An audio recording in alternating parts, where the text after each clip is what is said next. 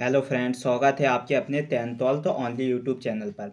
तो आज हम बात करने वाले हैं रसायन शास्त्र से जो संबंधित प्रमुख तत्व हैं, कहा जाए इनके इम्पोर्टेंस पीबीटी की बात करने वाले हैं। ये 100% इम्पोर्टेंस है, कहा जाए तो ये बिल्कुल इम्पोर्टेंस है। अगर आपको समझ में ना आए तो वीडियो को पॉज करें और इन्हें 2 बार 3 बार जब तक आपको याद ना हो तब तक इन्हें पढ़ें।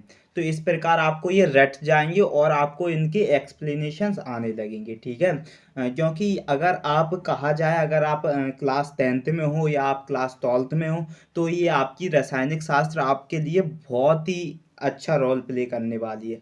क्योंकि मैंने हर बार देखता हूँ, मैं जो ये एनसीईआरटी की पीबीटी है, मैं जितने भी ये पीबीटी करा रहा हूँ, ये सारी जो पीबीटी है किसकी है, एनसीईआरटी की है। तो इससे रिलेटेड आपको प्रश्न बोर्ड एग्जाम्स में आपको देखने को जरूर मिलेंगे। मैं कह रहा हूँ 100% आपको ये जरूर देखने को मिलेंगे। तो अगर आज ये फर्स्ट वीडियो है तो ऐसे हम डे बाय डे करके सारी वीडियो का कलेक्शंस कर लेंगे। रसायन शास्त्र के जितने भी इम्पोर्टेंट्स पीबीटी बनेंगे, जितने वीडियोस बनेंगे, वो आप सबों को इस चैनल पर मिल जाएंगे। तो आई होप आप बहुत अच्छे होंगे और आपने मेरा चैनल सब्सक्राइब कर रखा होगा। अगर सब्सक्राइब नहीं कर रखा है तो प्लीज़ चैनल को सब्सक्राइब कर लें। और अगर आप 10वीं या 12वीं के छात्र हो तो ये चैनल आपके लिए बहुत ही ज़्यादा महत्वपूर्ण होने वाला है। तो चलो स्टार्ट करते हैं, ठीक है। रसायन शास्त्र से जो संबंधित प्रमुख तत्व हैं, कहा जाए इम्पोर्टेंट्स जो तत्व हैं उनकी बात करते हैं। जैसे जो मोल होता है, इसमें आपने पढ़ा होता है मोलेलिटी, मोल क्या होते हैं ये सब। तो मोल की बात करें, मोल एक क्या होता है, किसी पदार्थ की वह मात्रा कहा जाता है, कोई भी सब्सटेंस की वह वैल्यू, वह मात्रा, वह क्वालिटी, किसी पदार्थ की वह मात्रा जिसमें उस पदार्थ के कहा जाता है 6.022 इंटू 10⁻23 कण होते हैं। कितने होते हैं, 6.022 इंटू 10⁻23 क्या होते हैं, कण होते हैं, ठीक है। वो क्या पदार्थ का एक मोल कहलाता है, क्या कहलाता है, वो पदार्थ का एक मोल कहलाता है। क्या कहलाता है, मोल, एक मोल कहलाता है। तो एक मोल कब कहलाया जाएगा, जिस भी पदार्थ में कहा जाता है, जिस भी पदार्थ में वह जो पदार्थ की वह मात्रा जिसमें कितने कण होने चाहिए, 6.022 इंटू 10⁻23 कण होते हैं, उन्हें क्या कहा जाता है, पदार्थ का एक मोल कहा जाता है। उस पदार्थ का, उस सब्सटेंस का क्या, एक मोल कहा जाता है। तो मोल क्या होता है, मोल किसी पदार्थ की वह मात्रा होती है जिसमें उस पदार्थ के कितने होते हैं, 6.022 इंटू 10⁻23 क्या होते हैं, कण होते हैं। उसे पदार्थ का एक मोल कहा जाता है। क्या कहा जाता है, उसे पदार्थ का एक मोल। करेंगे समस्थानिक की। ये समस्थानिक क्या होता है, केमिस्ट्री में समस्थानिक की बात करेंगे कि एक ही तत्व के वे परमाणु जिनकी संख्या समान, कहा जाता है एक ही तत्व के, कैसे, एक ही क्वालिटी के, एक ही रासायनिक के, एक ही तत्व के वे परमाणु जिनकी संख्या समान किंतु उनका द्रव्यमान संख्या भिन्न होता है। लेकिन उनका जो द्रव्यमान संख्या होती है, द्रव्यमान नंबर्स, वो क्या होता है, भिन्न होता है। उन्हें समस्थानिक कहलाते हैं। वो क्या कहलाते हैं, समस्थानिक कहलाते हैं। तो समस्थानिक क्या होते हैं, समस्थानिक एक ऐसे तत्व होते हैं वे परमाणु जिनकी परमाणु संख्या समान होती है लेकिन किंतु उनकी द्रव्यमान संख्या कैसी, भिन्न होती है। तो वो क्या कहलाते हैं, समस्थानिक कहलाते हैं। जैसे कि हाइड्रोजन के 3 समस्थानिक हैं। कहा जाता है जो हाइड्रोजन है, हाइड्रोजन के तीन क्या है, समस्थानिक हैं। कौन कौन से हाइड्रोजन हैं, 1H1 ये हाइड्रोजन हो जाएगा। और कहा जा रहा है ट्यूटेरियम है, ट्यूटेरियम क्या है, 1H2 ये ट्यूटेरियम है। और टिट्रियम है, टिट्रियम क्या है, 1H3 ये टिट्रियम है। तो ये सब किसकी कैटेगरी में आते हैं, जो हाइड्रोजन के तीन तीन क्या है, समस्थानिक है। कौन कौन से हैं, हाइड्रोजन हुआ, ट्यूटेरियम हुआ, टिट्रियम हुआ, ये क्या है, समस्थानिक हैं। और समस्थानिक क्या होते हैं, वे परमाणु जिनकी वे तत्व होते हैं जो समस्थानिक जिनकी परमाणु संख्या तो समान होती है लेकिन द्रव्यमान संख्या भिन्न होती है, उन्हें हम क्या कह देते हैं, समस्थानिक कहलाते हैं। उन्हें हम समस्थानिक कह देते हैं। और वे कौन कौन से होते हैं, हाइड्रोजन हुआ और ट्यूटेरियम हुआ और टिट्रियम हुआ, ये क्या है, समस्थानिक हैं। और समस्थानिक के जो परमाणु नवीकियों में कहा जाता है, समस्थानिकों के परमाणु नवीकियों में प्रोटॉनों की संख्या समान होती है, प्रोटॉनों की संख्या समान, लेकिन न्यूट्रॉनों की संख्या भिन्न भिन्न होती है। कहा जाता है, यही वो कंडीशंस है, कहा जाता है कि समस्थानिकों के जो परमाणु नभिकी है, जो परमाणु होते हैं, परमाणु नभिकियों में क्या होता है, जो प्रोटॉनों की संख्या कैसी होती है, एक होती है, कांस्टेंट होती है, समान होती है, लेकिन उनके न्यूट्रॉनों की संख्या कैसी होती है, भिन्न होती है। उन्हें क्या समस्थानिक कहा जाए। जो कंडीशंस होती है समस्थानिक की, कंडीशंस क्या होती है, कौन कंडीशंस फॉलो करता है, कैसी कंडीशन फॉलो करता है समस्थानिक, तो वो ऐसे परमाणु, उनका जो परमाणु नभिकी है, प्रोटॉनों की संख्या तो समान होती है, लेकिन न्यूट्रॉनों की संख्या कैसी होती है, भिन्न होती है, उन्हें समस्थानिक कहा जाता है। क्या कह देते हैं उन्हें, समस्थानिक कह देते हैं। अब बात करेंगे समभारिक की, कि समभारिक क्या होते हैं। तो समभारिक की बात करेंगे। समभारिक वे तत्व जिनकी परमाणु संख्या भिन्न भिन्न लेकिन द्रव्यमान संख्या समान होती है, ये समभारिक होते हैं। समभारिक, और कहा जाए समस्थानिक कौन से होते हैं और समभारिक क्या होते हैं, ये डिफरेंस बिटवीन में भी आपसे पूछ ले सकता है कि इन दोनों में अंतर बताओ कि समस्थानिक क्या होते हैं और समभारिक क्या होते हैं। तो समभारिक वे तत्व होते हैं जिनकी परमाणु संख्या भिन्न भिन्न होती है, लेकिन समस्थानिक में परमाणु संख्या समान थी, और समभारिक में परमाणु संख्या कैसी है, भिन्न भिन्न है, लेकिन इसकी द्रव्यमान संख्या समान है। और समस्थानिक में द्रव्यमान संख्या भिन्न थी और परमाणु संख्या समान थी, लेकिन समभारिक में क्या है, इसकी जो परमाणु संख्या कैसी है, भिन्न है, और द्रव्यमान संख्या कैसी है, समान है, उसे समभारिक कहलाते हैं। वो क्या कहलाते हैं, समभारिक तत्व कहलाते हैं। इनमें प्रोटॉनों की संख्या नाभिक में भिन्न होती है, और इनमें क्या होती है, जो प्रोटॉनों की संख्या होती है वो नाभिक में भिन्न होती है। जैसे आर्गन हुआ, आर्गन हुआ, कहा जाए 18R 40, पोटेशियम हुआ 19K 40, और कैल्शियम हुआ 20 कैल्शियम और 20Ca 40। तो ये कहाँ है, ऑर्गन है, प्रोटोशियम है, कैल्शियम है। तो ये किस किस कैटेगरी में आ जाएंगे, समभारिक में आ जाएंगे। और समस्थानिक में कौन कौन से आ जाएंगे, हाइड्रोजन हुआ, ट्यूटेरियम हुआ, ट्रीटियम हुआ, ये सब समस्थानिक कैटेगरी में आ जाएंगे। और समभारिक में क्या क्या आ जाएंगे, आर्गन हुआ, पोटेशियम हुआ और कैल्शियम, ये समभारिक में आ जाएंगे। किस में आ जाएंगे, समभारिक में आ जाएंगे। ठीक है, अब बात करते हैं किसकी, कि जो समन्यूट्रॉनिक, जो समन्यूट्रॉनिक क्या होते हैं, समन्यूट्रॉनिक किस प्रकार अपनी कंडीशंस को फॉलो करते हैं, समन्यूट्रॉनिक होते हैं। तो न्यूट्रॉनिक की बात करें, जिन परमाणुओं के नाभिक में न्यूट्रॉनों की संख्या समान होती है, कहा जाता है समन्यूट्रॉनिक। जो समन्यूट्रॉनिक कौन कौन से होते हैं, समन्यूट्रॉनिक जिन परमाणुओं के नाभिक में न्यूट्रॉनों की संख्या समान होती है, कहा जाता है जिन परमाणुओं के नाभिक में न्यूट्रॉनों की संख्या कैसी होती है, समान होती है, उन तत्वों को क्या कहते हैं, समन्यूट्रॉनिक कहते हैं। तो समन्यूट्रॉनिक क्या होते हैं, जिनकी परमाणु के नाभिक में न्यूट्रॉनों की संख्या कैसी हो, समान हो। कहा जाता है परमाणु के नाभिक में न्यूट्रॉनों की संख्या समान हो, तो उन्हें कौन से तत्व कहते हैं, समन्यूट्रॉनिक कहते हैं, उन्हें समन्यूट्रॉनिक कह देते हैं। तो समन्यूट्रॉनिक क्या होते हैं, कैसी कंडीशंस फॉलो करते हैं, जिनकी जो परमाणु के नाभिक में जो न्यूट्रॉन होते हैं, तो न्यूट्रॉनों की संख्या समान हो, कांस्टेंट हो, उन्हें क्या कह देंगे आप, कैसे तत्व कह देते हैं, कहा जाता है उन्हें समन्यूट्रॉनिक कह देते हैं। क्या कह देते हैं, उन्हें समन्यूट्रॉनिक कहा जाता है। अब पीएच मूल्य की बात करेंगे, ये बहुत ही इंपॉर्टेंट है पीएच मूल्य।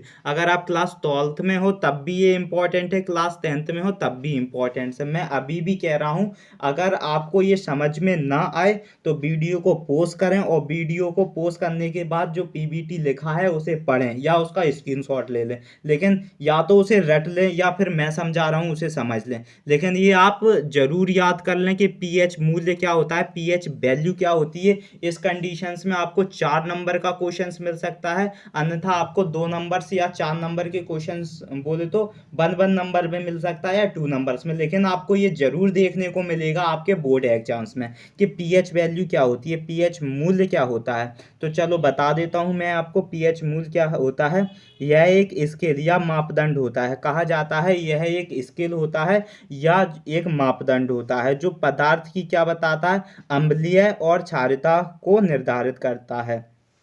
कहा जाता है पीएच मूल्य क्या होता है, पीएच वैल्यू क्या होती है, एक स्केल होती है या एक मापदंड होता है जो क्या करता है, जो पदार्थों की क्या करता है, अम्लीय कहा जाए एसिडिक या उनकी बेसिक को निर्धारित कर देता है कि कौन से जो पदार्थ होते हैं वो किस कैटेगरी में आते हैं, वो किस कंडीशन में एसिड बनते हैं या किस कंडीशंस में क्षारीय बनते हैं। इस कंडीशंस को कौन फॉलो कर देता है भाई, पीएच वैल्यू बता देगा कि जिस पदार्थ की पीएच वैल्यू 7 से कम हो वो क्या होते हैं, वो अम्लीय हो जाएंगे कहा जाता है, वो एसिड वाले नेचर में आ जाते हो। जिनकी 7 से ज़्यादा हो वो कैसे, क्षारीय कहा जाए तो बेसिक कंडीशंस में आ जाते हैं, और जिनकी 7 हो वो न्यूट्रल हो जाते हैं। तो उन तीनों की हम बात करते हैं कि यह जो पीएच मूल्य होता है यह एक स्केल होता है या एक मापदंड होता है जो पदार्थों की अम्लीय या क्षारीय को क्या करता है, निर्धारित करता है। इसका मान हाइड्रोजन आयन के संदरण के व्युत्क्रम के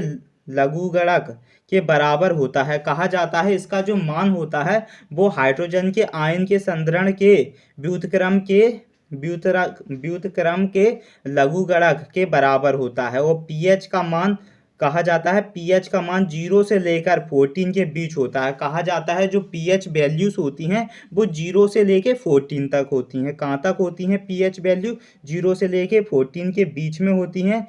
जिन विलयनों के पीएच का मान 7 से अधिक होता है कहा जाता है, जिन विलयनों के पीएच का मान 7 से अधिक होता है वे क्षारीय होते हैं। वे कैसे होते हैं, वे क्षारीय कहा जाता है, वे बेसिक नेचर के होते हैं। और जिनका मान 7 से कम होता है वे अम्लीय होते हैं कहा जाए, वो एसिडिक नेचर में होते हैं। यही मैं बात बता रहा हूँ आपको कि जिन पदार्थों की, जिन कहा जाए जिन पदार्थों का या जिन विलयनों का, उन पदार्थों के विलयनों का पीएच मान वैसे पीएच मान 0 से लेकर 14 के बीच तक होते हैं। और जिन पदार्थों या जिनका विलयन मान कितना हो, 7 से कम हो, 7 से कम हो तो वो एसिड नेचर में आते हैं कहा जाए, अम्लीय नेचर में आते हैं। और जिनका पीएच मान 7 से ज़्यादा हो कहा जाता है, जिनका पीएच मान 7 से ज़्यादा हो वो कैसे, बेसिक कहा जाए तो वो क्षारीय नेचर में आते हैं और कहा जाता है अम्लीय नेचर में आते हैं।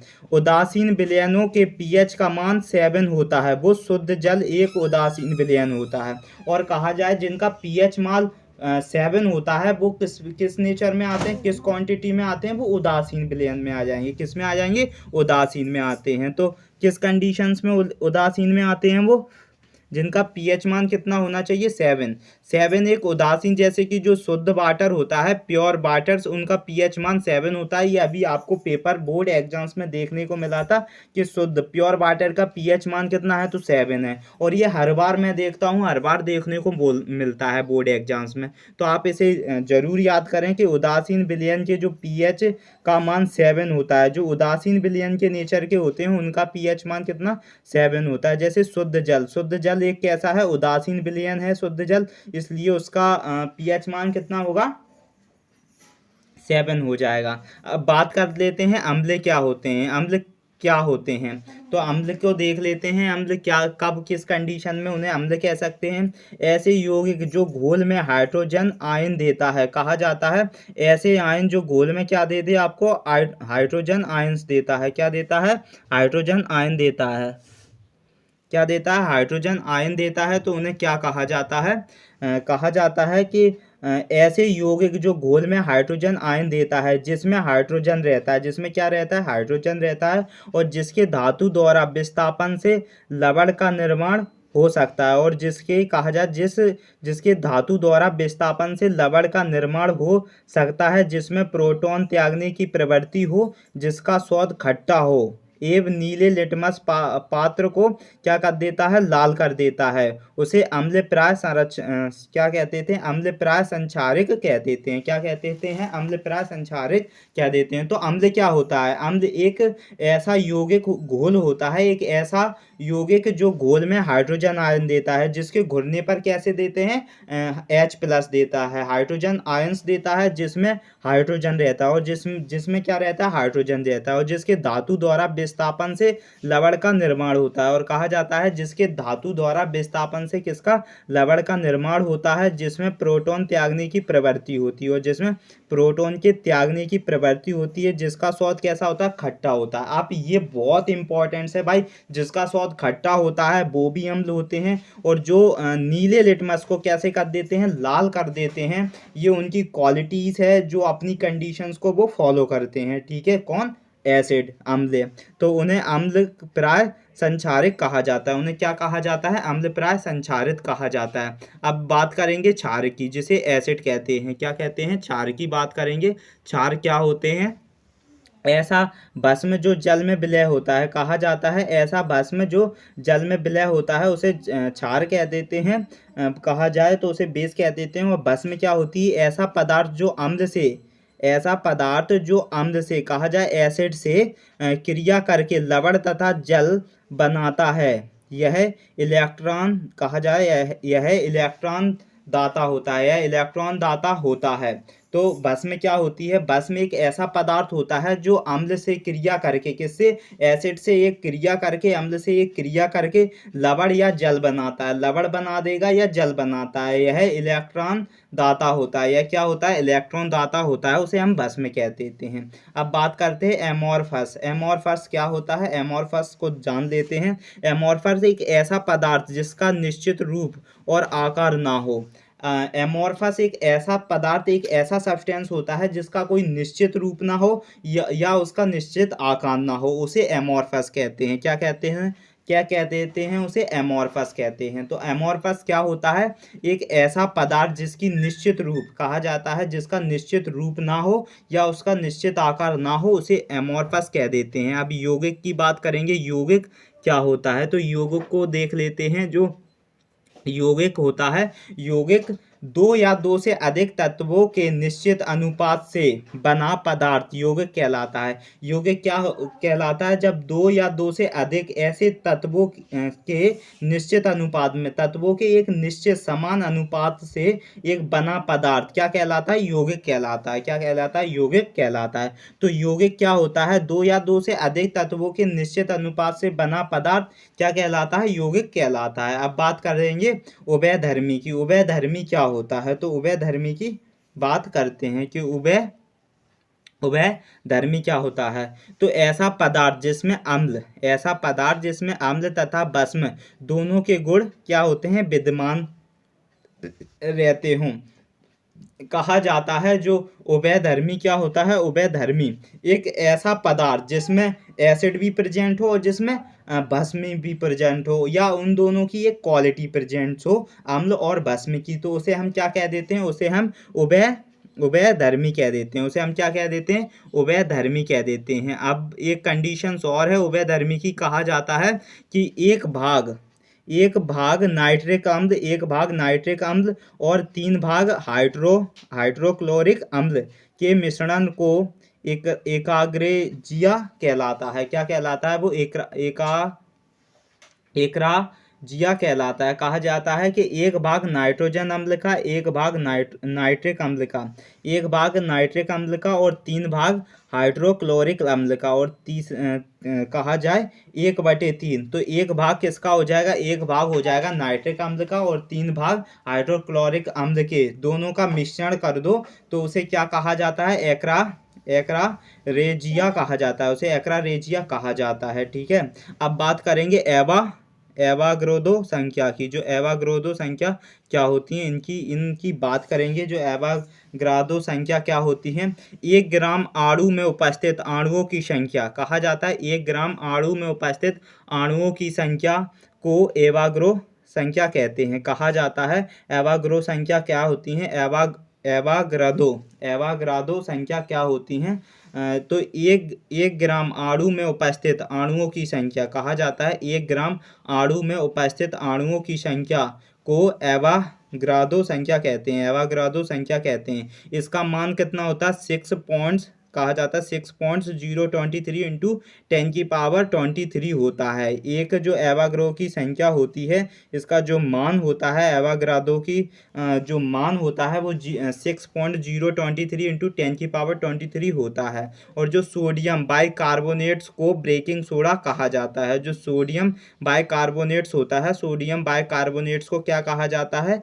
बेकिंग सोडा कहा जाता है। और सोडियम कार्बोनेट्स जिसका केमिकल फार्मूला होता है Na2CO3, ये सोडियम कार्बोनेट्स कहा जाता है Na2CO3 को। ये एक धावन सोडा कहते हैं, इसे क्या कहते हैं? धावन सोडा कहा जाता है। और सोडियम सल्फेट्स Na2SO4, ये केमिकल फार्मूला है Na2SO4 10H2O, ये क्या है? सोडियम सल्फेट्स है। इसको ग्लोबल सैल्ट कहते हैं, इसे क्या कहा जाता है? ग्लोबल सैल्ट कहा जाता है। तो आपका ये सोडियम कार्बोनेट्स है, ये सोडियम सल्फेट है। क्या है? सोडियम कार्बोनेट्स को क्या कहते हैं? धावन सोडा कहते हैं। और सोडियम सल्फेट्स को ग्लोबल सेल्ट कहते हैं। ये आपके जितने भी मैं करा रहा हूँ ये सारे पीबीटी क्वेश्चंस इंपॉर्टेंट्स हैं, 100% इंपॉर्टेंट्स हैं, क्योंकि ये आपको पेपर में देखने को। अब बात करते हैं बफर विलियन की, कि बफर विलियन क्या होता है। बफर विलियन की बात करेंगे, ऐसा विलियन जो किसी विलियन के पीएच परिवर्तित को रोकता है। ऐसा विलियन जो किसी विलियन के पीएच परिवर्तन को रोकता है, कहा जाता है उसे बफर विलियन कहा जाता है। तो बफर विलियन क्या होता है? बफर विलियन की बात करें, बफर विलियन क्या होता है? ऐसा विलियन जो किसी विलियन के पीएच परिवर्तन को रोकता है, जो किसी पीएच के परिवर्तन को रोकता है, उसे बफर विलियन कहा जाता है। तो बफर विलियन अपनी कैसी कंडीशन फॉलो करता है, कैसा रिएक्शंस देता है? तो बफर विलियन एक ऐसा विलियन होता है, बफर विलियन जो किसी विलियन के पीएच परिवर्तित को रोकता है। क्या रोकता है? पीएच परिवर्तित को रोकता है, उसे बफर विलियन कहा जाता है। और कार्बोहाइड्रेट क्या होता है? कार्बोहाइड्रेट की बात करेंगे, कार्बनिक यौगिक जिनका कहा जाता है, जो कार्बनिक यौगिक होते हैं जिनका समान सूत्र कितना होता है? C3H2O3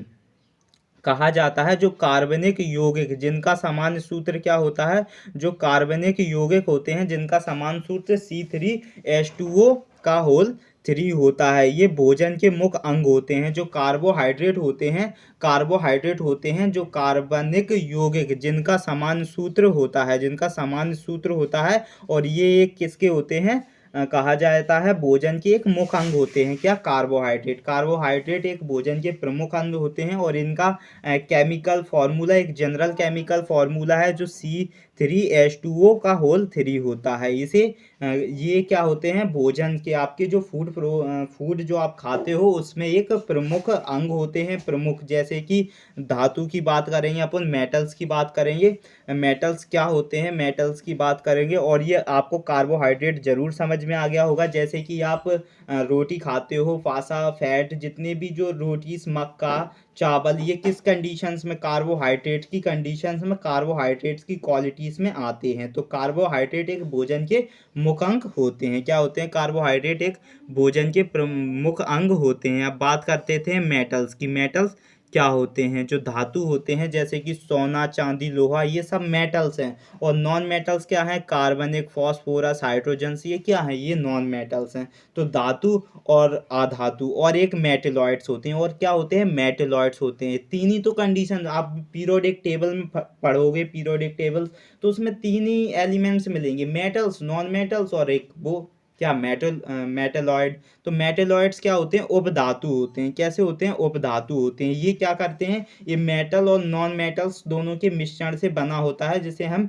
मेटेलॉइड्स कहते हैं, उपधातु कहते हैं। जैसे आर्सेनिक हुआ, एंटीमनी हुआ, जर्मेनियम हुआ, ये सब क्या है? उपधातु हैं, मेटेलॉइड्स हैं। तो धातु क्या थी? सोना, चांदी, लोहा, ये सब धातु थी आपकी। धातु एक कैसी क्वालिटी, कैसी क्रिया फाइंड करता है? जैसे कहा जाए जिन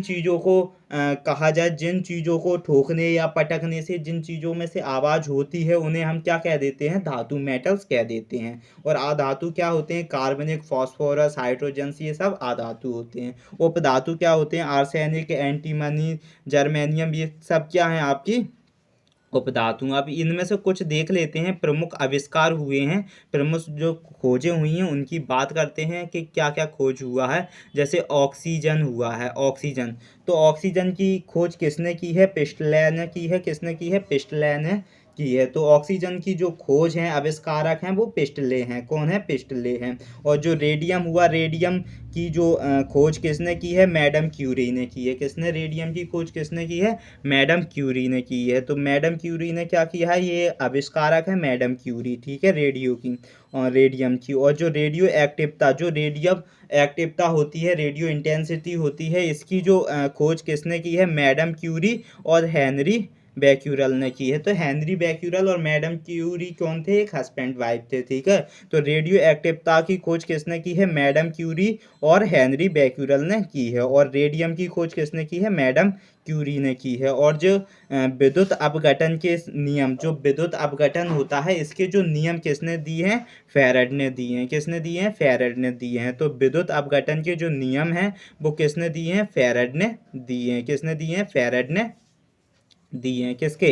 आपके जो विद्युत अपघटन के नियम फैराडे ने दिए हैं। और जो इलेक्ट्रॉन होता है, इलेक्ट्रॉन, इलेक्ट्रॉन की खोज जे थॉमसन ने की है। इलेक्ट्रॉन्स की खोज किसने की है? जे थॉमसन ने की है इलेक्ट्रॉन्स की खोज। और आपकी जो परमाणु संरचना है, परमाणु की जो संरचना है, इसकी खोज बोर एव रदरफोर्ड ने की है। किसने की है? परमाणु संरचना की खोज किसने की है?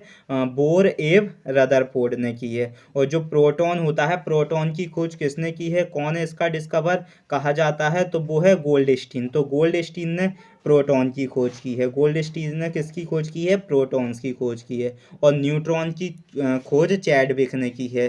किसने की है? चैडविक ने न्यूट्रॉन की खोज की है, ठीक है। और कहा जाता है जो आपकी परमाणु संख्या है, परमाणु संख्या की खोज मोसले ने की है। और परमाणु सिद्धांत किसने दिया है? डाल्टन ने दिया। तो ये जब जितनी भी मैंने आपको प्रमुख आविष्कार, ये खोजें बताई हैं, ये आप जरूर रट लें, या इन वीडियो का कहा जाए तो वीडियो को पोस्ट करें, इनका स्क्रीनशॉट लें, मगर इन्हें क्या कर लें? याद जरूर कर लें, रिवाइज कर लें। अगर आप पेपर में अच्छे से अच्छे मार्क्स ले आना चाहते हो तो इन चीज़ों का रटना या इन चीज़ों का समझना या इन चीज़ों को याद करना आपके लिए बहुत ही इंपॉर्टेंट है, बहुत ही ज़रूरी है। क्योंकि ये जितनी भी पीबीटी हैं, ये सारी पीबीटी एनसीईआरटी पे डिपेंड हैं। और एनसीईआरटी पे डिपेंड है तो जाहिर सी बात है ये आपको बोर्ड में देखने को जरूर मिलेंगे। जब आप बोर्ड पेपर में बैठते हो तो आपको ऐसा लगता है कि कुछ चीज़ें आउट ऑफ सिलेबस से दे रखी हैं, लेकिन वो आउट ऑफ सिलेबस से नहीं दे रखी होती हैं, बल्कि वो चीज़ें आपने पढ़ नहीं पाई, या आपने उन चीज़ों पर ध्यान नहीं दे पाए, या उन्हें आपने एक बार पढ़ा और फिर उसे भूल गए। तो ये कंडीशंस भी आपकी आ जाती है। इसलिए मैं कह रहा हूँ वीडियो को पोस्ट करें, या वीडियो को कहा जाए वीडियो का स्क्रीनशॉट लें पोस्ट करके, लेकिन इन सब चीज़ों को याद कर लें। तो आज के लिए इतना ही हो जाएगा। ये शायद से डे फर्स्ट था, वीडियो नंबर फर्स्ट था। और ऐसे ही कर करके हम नेक्स्ट वीडियो बोले तो वीडियो सेकंड थर्ड फोर्थ सारी वीडियो को अटेम्प्ट करते जाएंगे। और आपसे कह रहा हूँ, अभी भी कह रहा हूँ, ये 100% इम्पॉर्टेंट पीपीटी है, इसलिए आप इन सबको याद कर लें। अगर आप चैनल पर नए हो तो चैनल को जरूर सब्सक्राइब कर लें। और अगर आप कहा जाए वीडियो आपको अच्छी लग रही हो तो वीडियो को प्लीज़ लाइक करें एंड वीडियो को शेयर करें। जो भी आपके फ्रेंड्स हैं 10th 12th में हैं तो उन्हें पक्का सेंड करें, क्योंकि ये चैनल उन बच्चों के लिए बहुत ही इम्पोर्टेंस होने वाला है।